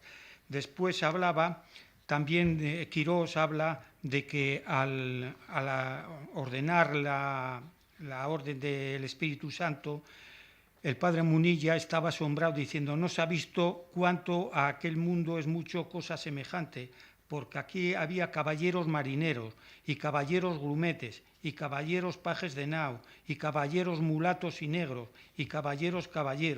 Tanta caballería resultaba chocante, pero a nadie se le oculta que dar títulos a los futuros pobladores era uno de los valiosos privilegios que Quirós presentaba para enrolar gente a su expedición, como hizo Mendaña. Uno de los nombres que dio el río Salvador, y aquí es la ensenada del desembarco o el puerto de Veracruz, es una arena negruzca y tiene una aguada que la tomaron de aquí en este. Yo he estado por toda esta zona y efectivamente el agua se puede beber, claro, por supuesto, y está, bueno, para ir a lo que él quería fundar, dar el nombre, que ahí donde hemos visto antes, fundó o quería fundar la Nueva Jerusalén, que dice: en mitad de la bahía, a 2 leguas donde estaban fondeadas las naves, desembocaba un gran río, que se jugó ser tan ancho como el río Guadalquivir en Sevilla, el cual se le puso por nombre el Jordán, el actual Jorah River. Para llegar al Jorah River tuvimos que ir unos jeep, unos todoterreno, era imposible porque era una vegetación, era verdadera selva. Y esta es una de las bocas del río Jordán, porque no se llega, y es impresionante ver la llegada de los españoles, y porque aquí en uno de los ríos pusieron río de Matanzas, que debieron tener una lucha los españoles contra ellos. Es imposible, además aquí hay de noche vienen infinidad de mosquitos, y hay que tener en cuenta que en casi toda Vanuatu hay muchas probabilidades de coger la malaria, además la malaria de diferentes cepas. Hay algunas que están controladas, pero otras necesitan tener medicamentos pero muy fuertes. Y por último, para terminar, Quirós quiso regresar y mandó entonces al rey a un montón de personalidades, pues más de 200 memoriales, a la corona, al papa. Se conocen 54 estudiados por Celsus Kelly y Pinochet de la Barra. Últimamente he descubierto yo 11 más, solicitando el permiso y la financiación para una nueva empresa, cosa que no se le concedió hasta finales de 1614. Sus famosos memoriales están llenos de expresiones providencialistas que dan a su expedición un carácter de misión divina. Consideré que pues Dios me sacó a salvo de adonde tantos murieron y fue servido darme a conocer cuánto vale y puede valer caso tan grande y tan santo que me ofendería mucho dejar de hacer las diligencias que se han de ver. La razón de la tardanza del permiso hay que buscarla en la escasa repercusión político-económica de las nuevas islas descubiertas. Además, con la unión de coronas, Unidad Ibérica 1580-1640, se dejó aparte estos viajes al Pacífico y se intensificó la explotación de Brasil. Quirós, en su regreso a Perú, murió en Panamá en 1615 y su deseo no llegó a realizarse. Nos dejó un numeroso legado histórico de memoriales en los que se desarrolló su visión utópica de la Tierra Austral. El más famoso es este. De ellos es el octavo, por su valor histórico y religioso, que se tradujo a varios idiomas, el cual sirvió a ingleses, franceses y holandeses durante siglo y medio en su búsqueda de las tierras australes. Muchas gracias.